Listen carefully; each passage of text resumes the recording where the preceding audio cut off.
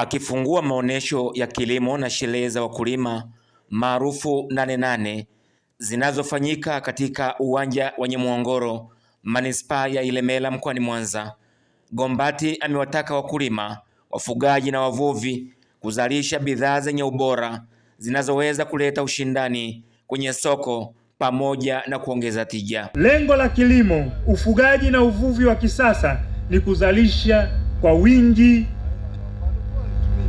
si kuzalisha kwa wingi tu, bali kuzalisha kwa kuzingatia mahitaji ya soko, kuongeza tija katika kila hatua ya uzalishaji na hatimaye kuchangia katika kufikia malengo ya Dira ya Taifa ya Maendeleo.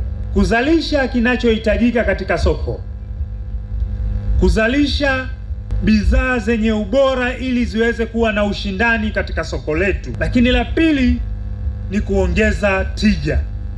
Niwaombe wataalamu wetu wa kilimo, lakini na taasisi zetu za utafiti kuhakikisha matokeo ya utafiti yanawafikia wakulima. Msingi mzima tuongeze tija katika uzalishaji wetu ili tuweze kupata matokeo bora. Mwakilishi wa mkuu wa mkoa wa Mwanza ambaye pia ni mkuu wa wilaya ya Ukerewe, Christopher Ngubiagai, amesema maonesho hayo ni ushuhuda wa uwekezaji mkubwa unaofanywa na serikali ya awamu ya 6 inayoongozwa na Rais Samia Suluhu Hassan katika kuimarisha kilimo, mifugo, uvuvi kupitia pembejeo, umwagiliaji, tafiti, masoko, mikopo na matumizi ya teknolojia za kisasa.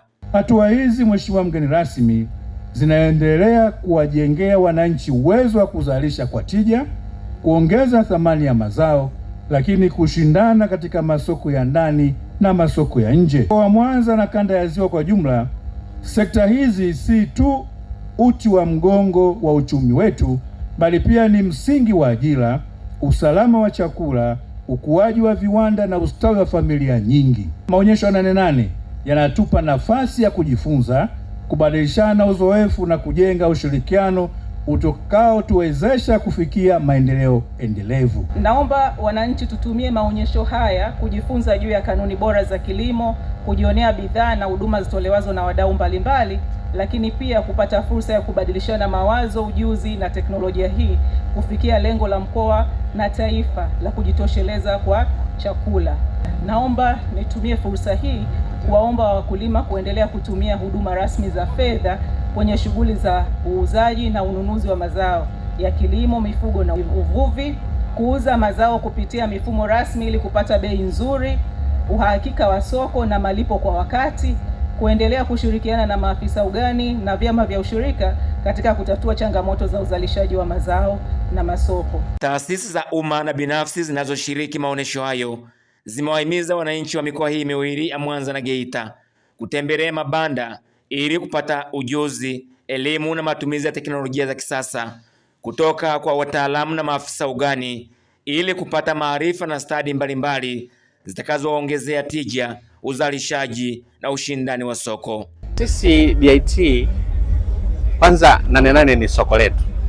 Hilo ni moja kati ya soko, kwa sababu program tunazozitoa moja kwa moja zinawalenga wakulima, wafugaji na wavuvi.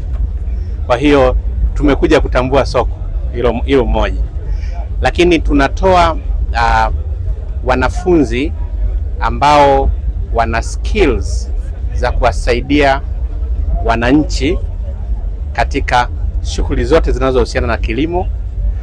Lakini pia tunaandaa wanafunzi kutengeneza makampuni ili waweze kujiajiri wenyewe. Tumeweza pia kutoa mbegu 27 kutoka mwaka 2005, na mbegu hizi nyingi ni mbegu ambazo zinafanya mkulima aweze kupata mavuno mengi zaidi, kwa sababu mbegu nyingi ambazo ziko kwa wakulima ni mbegu ambazo zina mavuno ya chini, lakini pia kwa hiyo mbegu ikishakuwa ina mavuno ya chini, mkulima hawezi kuvuna zaidi. Tunashauri wakulima walime kwa kufuata kanuni bora za kilimo na teknolojia zinazowafikia wazitumie, wasilime kwa mazoea, kwa sababu changamoto kubwa kwamba mtu analima kwa mazoea. tuache kulima kwa mazoea, tufuate kanuni bora za kilimo, lakini pia tufuate yale mafunzo ambayo tunafundishwa na maafisa